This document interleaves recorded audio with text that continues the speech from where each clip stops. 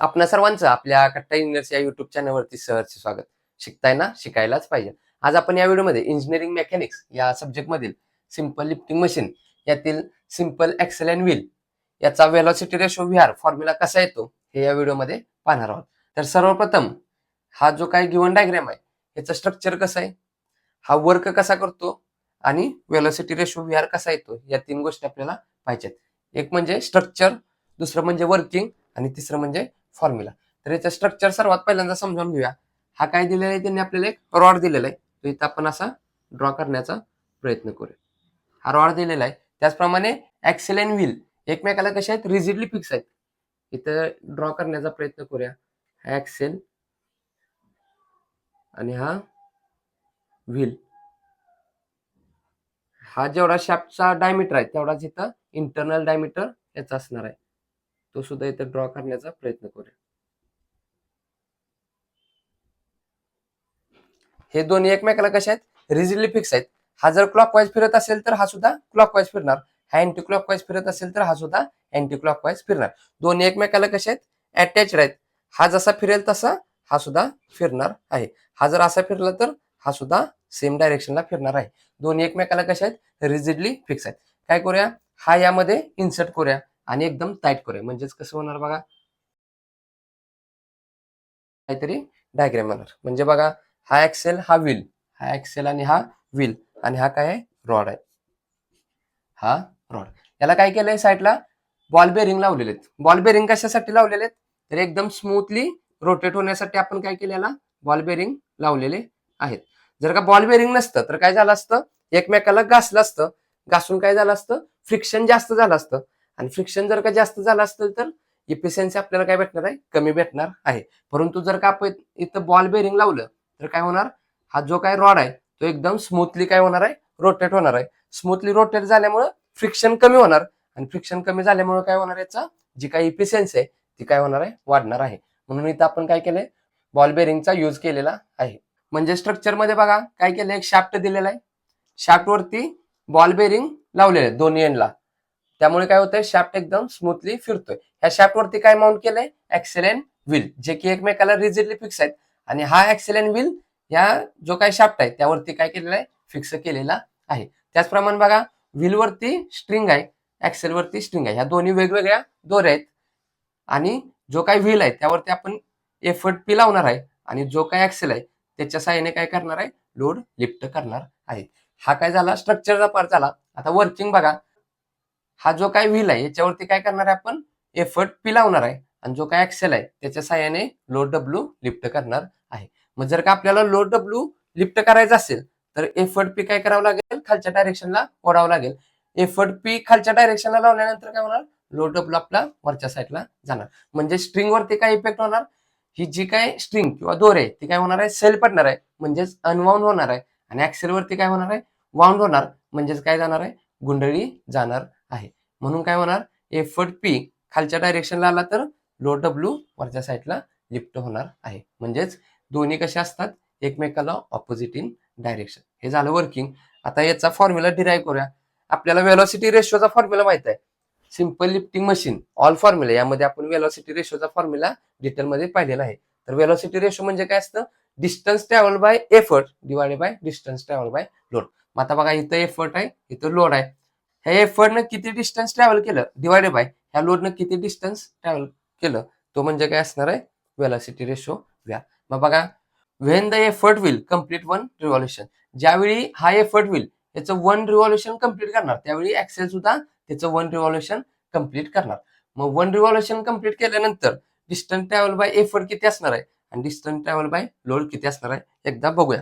बघा, हा जो काय व्हील आहे आणि हा जो काय ऍक्सेल आहे, इथून स्टार्ट केला गोल फिरायला, असा फिरत फिरत फिरत फिरत इथं आला. म्हणजेच हा काय झाला, वन रिव्हॉल्युशन कम्प्लीट झालं.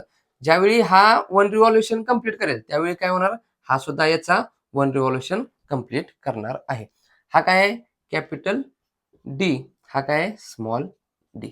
मग आपल्याला माहित आहे हे डिस्टन्स म्हणजेच काय असतं, सर्कम्फरन्स. सर्कम्फरन्स कसा काढतो, तर पाय डी. हा कॅपिटल डी असल्यामुळे याचा काय होणार, सर्कम्फरन्स पाय डी येणार आणि हा स्मॉल डी असल्यामुळे याचा पाय स्मॉल डी. सर्कम्फरन्स म्हणजे काय, तर बघा, हा सर्क्युलर इन सेक्शन आहे. एन एका रिव्हॉल्युशन मध्ये लिनियर डिस्टन्स, लिनियर म्हणजे हॉरिझॉन्टल लाईन मध्ये किती डिस्टन्स ट्रॅव्हल केलं ते म्हणजे काय असतं, सर्कम्फरन्स. आता बघा हा 10 रुपीचा कॉइन आहे, सर्वांजवळ असेल, याचा डायमीटर 2.7 येतो. मग बघा आता यानं एक रिव्हॉल्युशन कम्प्लीट केलं म्हणजे बघा हा सत्यमेव जयतेचा जो काही हेड आहे इथून असा फिरून फिरून फिरून फिरून पुन्हा तोच जर का वरती आला तर काय झाला, 1 रिव्हॉल्युशन कम्प्लीट. मग हे डिस्टन्स किती आहे हे लिनियर मध्ये चेक करायचं, लिनियर म्हणजे एका हॉरिझॉन्टल लाईन मध्ये चेक करायचं. मग काय करूया बघा, ही जी काय स्ट्रिंग आहे किंवा दोरी समजा याला, याच्यावरती वाउंड करूया अशी, इथून अशी सुरुवात केली आणि ही अशी कंप्लीट झाली. इथं कंप्लीट झाल्यानंतर हे जे काही डिस्टन्स आहे ते मेजर करायचं, किती येतं 8.5 समथिंग काहीतरी येतं, आणि तीच व्हॅल्यू इथं पुट करा. पाय ऍज इट इज ठेवा कॅल्क्युलेटर मध्ये. डायमीटर याचा 2.7 आहे, तुमच्या जवळ सुद्धा कॉइन असेल चेक करू शकता. याचा डायमीटर 2.7 आहे. कॅल्क्युलेट करूया. शिफ्ट धरून EXP दाबल्यानंतर पाय ब्रॅकेटमध्ये डायमीटर किती याचा 2.7 इज इक्वल म्हणजेच 8.48. याची लेंथ जी काय येणार ती किती येणार आहे 8.5. इथं चेक करू शकता करेक्ट तेवढीच लेंथ आलेली आहे.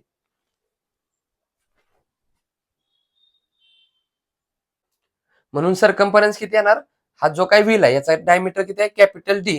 कॅपिटल डी असल्यामुळे पाय कॅपिटल डी, आणि हा जो काही ऍक्सेल आहे त्याचा डायमीटर किती आहे स्मॉल डी, त्यामुळे याचा सर्कम्फरन्स किती येणार पाय स्मॉल डी. एफर्ट व्हील वरती लावणार आहे म्हणून जी काय व्हील डिस्टन्स ट्रॅव्हल करेल ते काय असणार आहे डिस्टन्स ट्रॅव्हल बाय एफर्ट.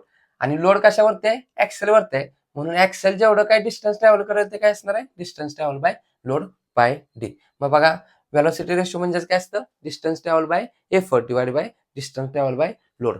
मग डायरेक्ट व्हॅल्यू पुट करूया pi capital D divide by पाय स्मॉल डी. या पायला पाय गेट कॅन्सल, राहिलं काय capital D divided by small D. हा झाला व्हेलॉसिटी रेशोचा फॉर्म्युला. सेकंड केस बघा, इथं डायमीटर न देता त्यांनी जर का आपल्याला रेडियस दिली तर त्याचं कसं करणार बघा. डायमीटर म्हणजेच काय असतं ट्वाइस आर. मग काय करायचं डायरेक्ट 2 पाय आर आणि 2 पाय आर, हा कॅपिटल आर स्मॉल आर. इथं काय होणार 2 पायला 2 पाय गेट कॅन्सल, राहिलं काय capital R divide by small R. म्हणजेच जर का आपल्याला डायमीटर दिला तर वेलोसिटी रेशो कसा काढायचा capital D divided by small D. जर का रेडियस मध्ये दिलं तर capital R divided by small R. म्हणजेच diameter of wheel divided by diameter of axle किंवा radius of wheel divided by radius of axle. अशा प्रकारे काय करायचं velocity ratio simple axle and व्हीलचा फाइंड आउट करायचा आहे. तर या फॉर्म्युल्याच्या आधारे सिंपल ऍक्सेल अँड व्हीलचा वेलोसिटी रेशो व्हीआर आपण फाइंड आउट करत असतो. तर याच्या रिलेटेड एक न्यूमरिकल पाहूया आणि ही कन्सेप्ट समजावून घेण्याचा प्रयत्न करूया. तर न्यूमरिकल काय आहे बघा, in a simple axle and wheel the diameter of wheel. Diameter of wheel, wheel म्हणजे जो काय मोठा असतो तो डायमीटर कशाचा असणार आहे व्हीलचा. गिवन मध्ये नोट डाऊन करूया. व्हीलचा दिलाय, व्हील म्हणजेच कॅपिटल डी. किती दिलेला आहे 180 mm. Next and that of axle 30 mm. Axle म्हणजेच स्मॉल डी. हा जो काय ऍक्सेल आहे त्याचा स्मॉल डी ने आपण डिनोट करतो. किती दिलेला आहे 30 mm. Next the efficiency of the machine is 80%. Efficiency दिलेलं आहे, किती दिलेलं आहे 80%. Find the effort required to lift a load of newton. म्हणजेच काय एफर्ट पी फाइंड आउट करायचा आहे. To find effort P find out करायचा आहे कधी, ज्यावेळी लोड 100 न्यूटन असेल त्यावेळी. म्हणजेच 100 न्यूटन एवढा लोड लिफ्ट करण्यासाठी एफर्ट पी किती लागणार आहे हे आपल्याला त्यांनी कॅल्क्युलेट करायला सांगितलेलं आहे. तर बघा आतापर्यंत कुठं सुद्धा आपल्याला असं सिंपल ऍक्सेल व्हील किंवा असं कोणतंही नाव दिलेलं नव्हतं, डायरेक्ट सिंपल मशीन म्हणून दिलेलं होतं. परंतु आता काय केलंय सिंपल ऍक्सेल अँड व्हील असं स्पेसिफिक नाव दिलेलं आहे. असं नाव दिल्यानंतर या स्पेसिफिक मशीनचा जो काय वेलॉसिटी रेशो काढायचा फॉर्म्युला आहे तोच आपल्याला इथं यूज करायचा आहे. मग आता यांनी आपल्याला सिंपल ऍक्सेल अँड व्हील दिलेला आहे, मग याचा वेलॉसिटी रेशो व्हीआर कसा करतो आपल्याला माहित आहे. मग काय करूया, त्यासाठी फॉर्म्युला माहित आहे capital D divided by small D. त्यांनी दोन्ही सुद्धा गोष्टी दिलेल्या आहेत तर व्हीआर इझिली फाइंड आउट करू शकतो. Therefore velocity ratio VR is equal to काय असणार आहे capital D divided by small D. Value put करूया, दोन्ही सुद्धा एमएम मध्ये आहेत, युनिट कन्व्हर्जन करण्याची गरज नाही. किती येणार 180 divided by 30. Therefore velocity ratio VR is equal to 180 divided by 36. हा सुद्धा एम एम मध्ये, हा सुद्धा एम एम मध्ये. M M M M get cancel, त्यामुळे velocity ratio V R unit less. Next काय सांगितलंय, इफिशियन्सी दिलेलं आहे आणि एफर्ट फी फाइंड आउट करायला सांगितलेलं आहे.